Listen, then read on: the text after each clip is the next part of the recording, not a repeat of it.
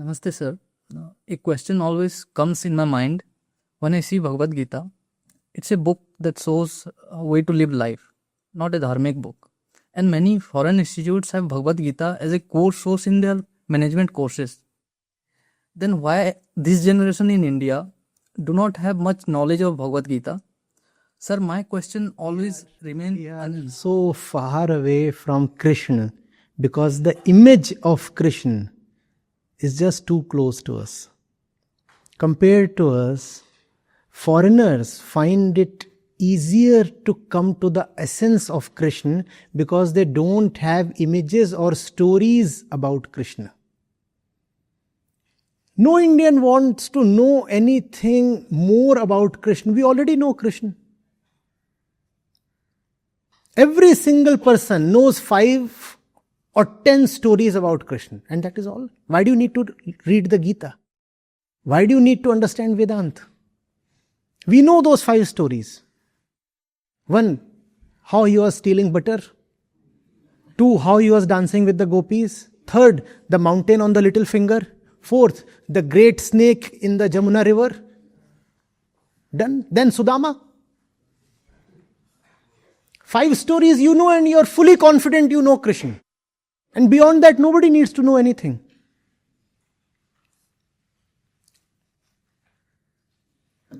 Every person walking on the road in India is Aham Brahmasmi. I too am Brahm. I am an Indian. And he spits on the road. Says Aham Brahmasmi and spits on the road. Why do we need to read the Upanishads then? I am already Aham Brahmasmi. 5 stories from the Bhagavad Puran. That's all. Krishna, obviously Krishna. Yeah, the one in the neighborhood. That mischievous boy. Obviously I know of him. All my life I have been inviting people to the Gita, teaching Gita, speaking for hours on every single shlok of the Gita. And not too many people have been interested. Why? We know the story, Makhan Chor. What else is there to know? What else is there to know? And there are so many TV serials. Are they talking of the Gita? No. They are showing how he made love with all the milkmaids, wooing them, frolicking with them. That's what the TV serials are showing, right? Or are they educating you in the principles of Gita, the philosophy of Vedanta? Gita is one of the pillars of Vedanta, by the way. What they are showing you? You started. The peacocks, the cows, the birds, the girls. And the girls are there in the pond, and Krishna does away with their clothes. And for 5 hours, the TV producer is just lengthening and dragging the whole thing on. Which particular cloth, which girl, what is she saying? 90% of that is not there even in the Puranas. Forget about the Gita. The stuff, the image and the stories that you carry about Krishna are not there even in the Bhagavad Puran or Harvansh Puran. From nowhere are they coming, just from imagination. And everybody knows Krishna. That's why nobody reads the Gita. A lot of research on the Gita, a lot of scholarship on the Gita has actually come from abroad. Indians, Gita. Yes, Gita. Arjun, yeah. Arjun? It is such a tragedy, so unfortunate it is, that we have all the trash and the gems we had have been rather used by the foreigners. Advait Vedanta, it is greatly respected abroad. Bhagavad Gita, it is understood and read abroad. You have university courses on the Gita. Hardly in India. They were wise enough to take the best out of your spiritual heritage. And they took only the best that was there. All the trash was left for the Indians. All the trash you just enjoy. Jhad phook, tona totka, that's for you. Occult, flying snakes, that is for you. The great philosophical jewels, the foreigners accepted them, respected them, learned them and taught them. Today if you talk of non-duality is a much bigger thing. Advait is a much bigger thing in the US than in India. It's a matter of great joy. It's also a matter of great shame. Is it not?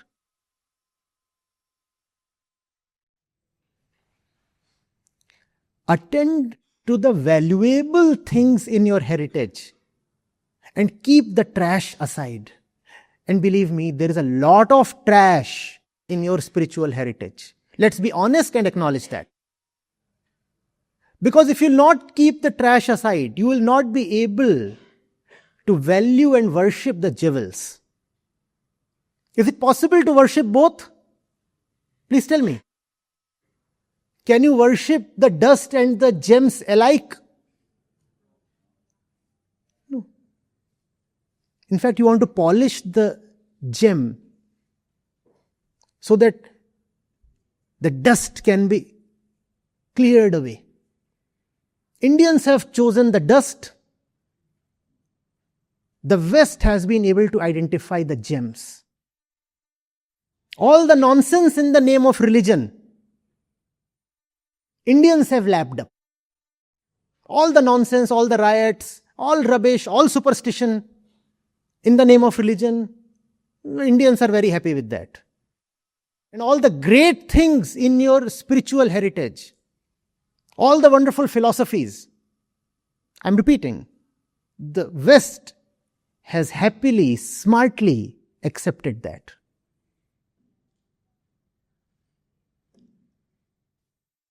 Yes, sir. Any way to develop this in our body, sir? That we should read Gita or we should Try to learn understand something. it. And when you read Gita, first of all, exert yourself fully to understand what Krishna is trying to say. So I have a question. When I read Gita, sir, I read and I understand something different. But when I listen something, my seniors, my professors, they taught me something different. As the many times I read Gita, the meaning is different. Then don't settle down. Don't believe that you are right. Equally, don't believe that the others are right. Keep investigating. Keep investigating what is the real spirit of Gita, how is one verse related to the other. And remember that the Gita is founded on the principles of Vedanta. If you are not clear about the right meaning of a verse, then you have to refer to Vedantic principles. Vedanta will ultimately decide what a verse in the Gita means. Because Vedanta comes first, after that comes the Bhagavad Gita. Are you getting it? Huh? You don't need to settle down. You don't need to say what you are saying is the final thing. Equally, you don't need to accept what someone else is saying is the final thing. Be on a continuous journey of inquiry. Yes. So one last question, sir. When I read Gita and when in the place where I live and the environment I am in, sir, when I talk to my friends about movies and some recent movie like Pushpa and something, they will involve with me. But sir, when I talk to them about Gita and something which makes our life better, sir, they don't do, and they think like I am becoming a saint. And our parents also think that reading this type of Upanishads and Purans will make you a saint. You will go on another path. Why are you with such friends? Those of the environment is like this.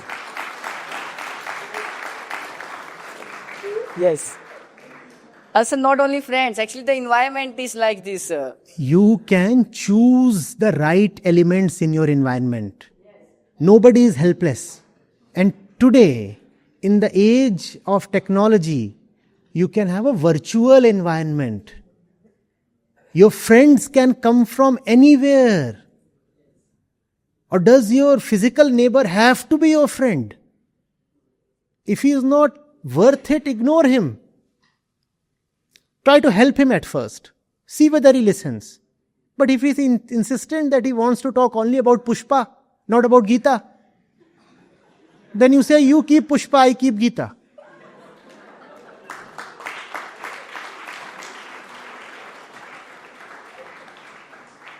Yes, sir, I got the point. Got the point? Create your own environment. People who do not respect the Gita do not deserve to be your friends. Full stop. Full stop. Thank you, sir.